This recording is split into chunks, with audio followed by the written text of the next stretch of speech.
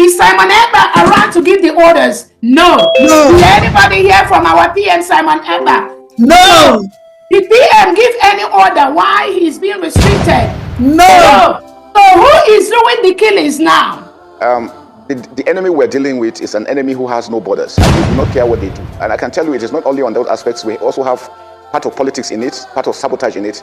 There are certain individuals that feel if they do this, they will make the country ungovernable or make it seem as if nothing is being done. And it's the Nigerian terrorist state, the Southeast governors and their security cohorts. Yes, so Biafran should know now who are the real bad people and who is the good guy. But all these killings, this genocide that happened, where is the so-called Nigerian state governor? Where is the Imo state governor? Is it not under his watch that these innocent lives have been killed, have been murdered? What has he said? Is he calling Prime Minister Simon Ekpa now? Is he calling him Nnamdi Kanu? Is he saying that they are the one that did all this killing? Where are they? Where are those criminals? Where are the criminals in Biafra territory that call them the terrorist state Southeast governors, South governors? Where are they?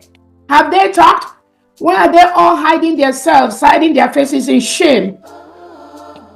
That Osho, where all these innocent kids were killed, innocent men and women, is it not under their territory?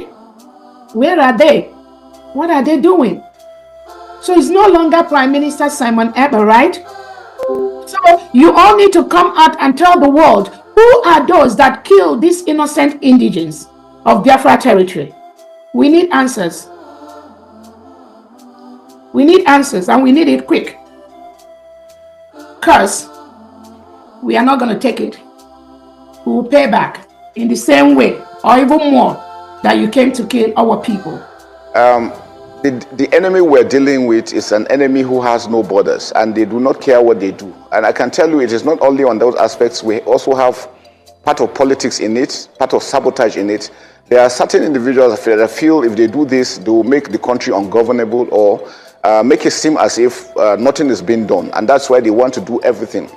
People are discussing with even the terrorists to make sure that they continue pushing their agenda to make Nigeria look as if it is unsafe. I can assure you that Nigeria is safe and Nigeria will continue to be safe. I'm sure you've seen the statistics of those, how a lot of foreigners and Nigerians that came in for the holiday having confidence that security is returning into Nigeria. We will continue to do that. They were not captured, they surrendered because we were able to put in measures to ensure that we deny them a lot of things, especially the oxygen, like I mentioned, getting phones, getting food and all these things. And so a lot of them felt, and we gave them the window that if you come out, we'll take you in. And what we did is that anytime they came out, the first thing we did is that we were working together with the state government, working with the DSS, with the police and the NIA. They were being profiled. Those ones that are really active members are kept at the side, while those, what we realize again is that not everyone that was part of it as a terrorist. Some of them were conscripted, some of them were forced, some were enslaved. So we're able to separate those aspects. And you know, I mentioned that over 120 surrendered. Out of this number, over 60,000 were children. Now, what were the terrorists doing? In the past, they used to capture communities and then force men, especially adults, to join them, whether they like it or not. If you refuse, they behead you. So you had no choice.